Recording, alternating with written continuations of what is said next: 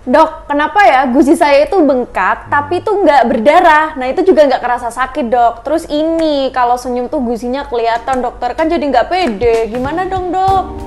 Assalamualaikum warahmatullahi wabarakatuh. Saya Dr. Gigi Wildan Septianda Bakti, spesialis perio yang biasanya disebut dengan spesialis gusi dan tulang penyangga gigi.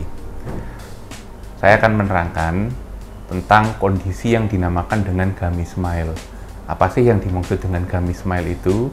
Jadi kondisi gummy smile adalah ketika seorang pasien tersenyum tetapi senyumnya dominan terlihat gusinya dan gigi terlihat lebih pendek. Itu yang dinamakan dengan gummy smile. Kebanyakan pasien-pasien tidak pede dengan kondisi seperti itu.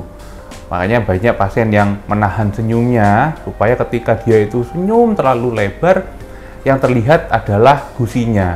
Sampai-sampai ada yang melihat gigi ini, oh pasien ini ada, orang ini ada giginya nggak ya? Saking kebanyakan gusi yang terekspos.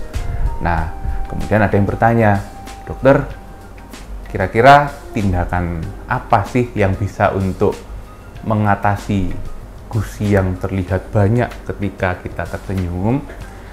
Itu ada, tenang saja, ada yang dinamakan dengan prosedur gingivektomi.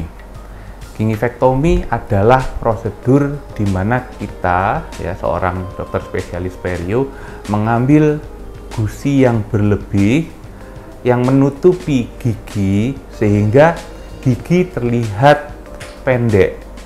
Nah, tujuannya kita ambil gusi yang berlebih tadi adalah menciptakan panjang gigi yang proporsional, sehingga ketika seorang pasien itu tersenyum, maka senyumnya akan proporsional. Jadi antara gusi dengan giginya itu indah. Kemudian ada yang bertanya lagi, kira-kira bagaimana dokter prosedurnya? Apakah sakit tidak ya gitu. Kebanyakan kan pasien akan bertanya seperti itu. Jawabannya adalah tidak sakit. Kalau sekarang kita ditanya apakah sakit atau tidak sakit. Karena dalam prosedurnya pertama-tama kita akan melakukan tindakan anestesi terlebih dahulu atau yang biasa disebut dengan mati rasa, sehingga ketika kondisi sudah tebal sekali dan tak ada rasa sakit ketika kita cek, maka kita akan melakukan tindakan pengurangan gusi tersebut. Pengurangannya bisa dengan blade, ya. Kemudian bisa dengan cauter yang biasa orang sebut dengan laser itu. Setelah itu kita lakukan perapian. Kita lakukan kondisi merapikan gusi tersebut sehingga akan tercipta gusi yang mendekati tampakan anatomis atau seperti gusi-gusi normal pada umumnya. Setelah itu, apa yang harus kita lakukan untuk menutup sedikit luka tadi? Kita akan melakukan pemasangan periodontal pack, yaitu penutup luka pada gusi. Bisa juga dengan gel gusi. Supaya apa? Supaya luka yang ditimbulkan tadi itu bisa tertutup dan tidak timbul adanya infeksi.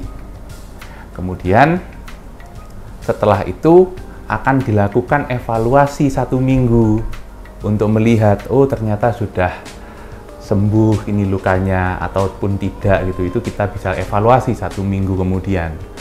So, untuk pemirsa yang menonton di sini tidak perlu takut untuk melakukan tindakan gingivektomi.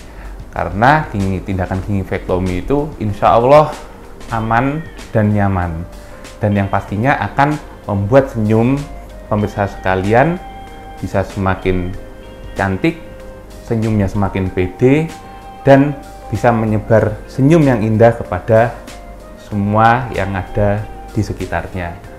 Terima kasih. Assalamualaikum warahmatullahi wabarakatuh.